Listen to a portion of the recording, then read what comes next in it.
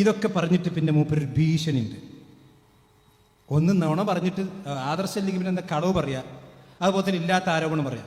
പിന്നെ ഈ അങ്ങാടിയിലുണ്ടല്ലോ, അങ്ങാടി തോറ്റതിന് അമ്മയോട് പറഞ്ഞിട്ട് ഗുണ്ടായുസം കാണിക്കല്, കാണിച്ചേരടാ അന്നെ ഞാൻ അങ്ങനെ ആക്കോടാ ഇങ്ങനെ ആക്കോടാ. ഇതൊക്കെ ഒരു മതപ്രബോധന വേദിയിൽ വെച്ച് പറയാൻ പറ്റും? ഹംദും സലാത്തും തുടങ്ങിയിട്ട് പറയാൻ പറ്റിയ വാക്കുകളാണ്. എന്താ അനസ് മൗലവി കൊച്ചിയിൽ വെച്ച് പറഞ്ഞറിയോ? കേട്ടോളൂ. ഞാൻ ഇത്രയും ശക്തമായിട്ടൊന്നും ഇത് പറഞ്ഞിട്ടില്ല കേട്ടോ ഇതുവരെ. കാരണം അവരുടെ മാനം കാക്കൽ അവരുടെ ബാധ്യതയല്ലെങ്കിലും പല വിസ്തം വിഭാഗത്തിന്റെയും നേതാക്കളുടെ മാനം കാക്കുന്നത് ഞങ്ങളുടെ ഔദാര്യം കൊണ്ടാണ് എന്ന് നിങ്ങൾ തിരിച്ചറിഞ്ഞോ? ഞങ്ങളുടെ ഔദാര്യം കൊണ്ടാണ് നിങ്ങളിൽ പല ആളുകളെയും മാനം നിൽക്കുന്നത് എന്ന് നിങ്ങൾ തിരിച്ചറിഞ്ഞോ? ഞാൻ ഇത്രയും ശക്തമായിട്ടൊന്നും ഇതുവരെ പ്രസംഗിച്ചിട്ടില്ല. പക്ഷെ വർഷങ്ങൾ കഴിഞ്ഞ് കൊച്ചിയിൽ വന്ന് ടാർഗറ്റ് ചെയ്ത് നിങ്ങൾ ഹേറ്റ് ക്യാമ്പയിൻ ഒരുങ്ങുകയാണെങ്കിൽ നിങ്ങളെ സംബന്ധിച്ചിടത്തോളം ഇരുത്തണ്ടടത്തിരുത്താൻ ഞങ്ങളുടെ കയ്യിൽ ആയുധങ്ങളുണ്ട് എന്ന് തിരിച്ചറിഞ്ഞാൽ നിങ്ങൾക്ക് നല്ലതാണ്. ചിലപ്പോൾ ഈ ചോട്ട മൂല്യമാർക്ക് ചിലപ്പോൾ തിരിച്ചറിഞ്ഞോണമെന്നില്ല. ബഡാമൗലന്മാരോട് ചോദിച്ചിട്ട് വന്നാൽ മതി കേട്ടോ. അപ്പൊ എന്താ പറഞ്ഞ് വിസ്ഡം വിഭാഗത്തിന്റെ പല നേതാക്കന്മാരെയും മാനം അനസ് മൗലവിന്റെ കയ്യിലുണ്ട്. അങ്ങനെ അനസ് മൗലവിയുടെ ഔദാര്യം കൊണ്ട് ജീവിക്കേണ്ട ഗതികേട് ഈ വിസ്ഡം വിഭാഗത്തിന്റെ സംഘടനയുടെ ഉള്ളിൽപ്പെട്ട ഒരു ഇന്ന് ജനിച്ചു വീണ പൈതലിന് പോലുമില്ല. മനസ്സിലാക്കിക്കോളൂ. നിങ്ങളുടെ ഔദാര്യത്തിൽ ജീവിക്കേണ്ട ഗതികേട് ഈ വിസ്ഡം വിഭാഗത്തിന്റെ നേതാക്കന്മാർക്കെന്നല്ല, ഇന്ന് ജനിച്ചു വീണ പൈതലിന് പോലുമില്ല. മനസ്സിലായോ? നിങ്ങളുടെ ഔദാര്യം നിങ്ങൾ ഇതിനപ്പുറവും പറഞ്ഞിട്ടുണ്ട്. ഇതിനപ്പുറം ഇനിയും പറഞ്ഞോളി, ഒരു പ്രശ്നവും നിങ്ങൾക്കില്ല. നിങ്ങൾ എന്താ പറഞ്ഞ 6 മാസം കൊണ്ട് വിസ്ഡം കമ്പനി പൂട്ടിപ്പോകുന്നല്ലേ? പൂട്ടിയോ? ഇന്നും നിങ്ങളുടെ ഉറക്കം കെടുത്തുന്നത് ഈ വിസ്ഡം വിഭാഗത്തിന്റെ ശബ്ദമാണ്. അത് നിങ്ങൾക്ക് അസ്വസ്ഥത ഉണ്ടാവും.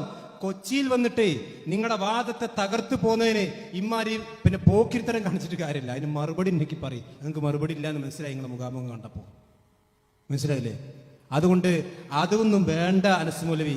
ഒരു മനുഷ്യന്റെ ഞങ്ങളുടെ മാനം പടച്ച റബ്ബിന്റെ കയ്യിലാണ്, അള്ളാഹുവിന്റെ കയ്യിലാണ് ഞങ്ങളുടെ മാനമുള്ളത്, നിങ്ങളുടെ കയ്യിലല്ല.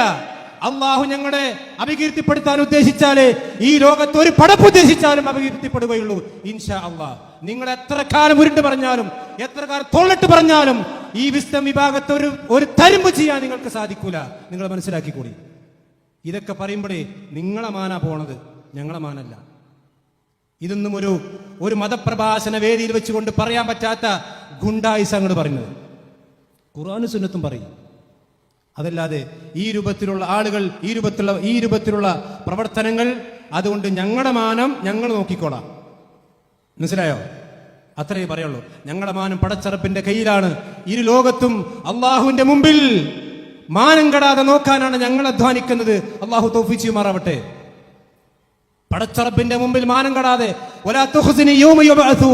പടച്ചോനെ അള്ളാഹു നിന്റെ മുമ്പിൽ എത്തുമ്പോ ഞങ്ങളെ മാനം കെടുത്തരുത് എന്ന് ഇബ്രാഹിം നബി അലൈഹി സ്വലാത്തു വസ്സലാം പ്രാർത്ഥിച്ചിട്ടുണ്ട്.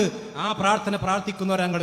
ഇത് നിങ്ങളല്ല, KNM അല്ല, KJV അല്ല, കേരളത്തിലെ മുഴുവൻ ആളുകളും ഞങ്ങളുടെ മാനം കെടുത്താൻ ഉദ്ദേശിച്ചാലും അങ്ങനെ കെടുന്ന മാനമല്ല മുസ്ലിം വിഭാഗത്തിൻ്റെത്.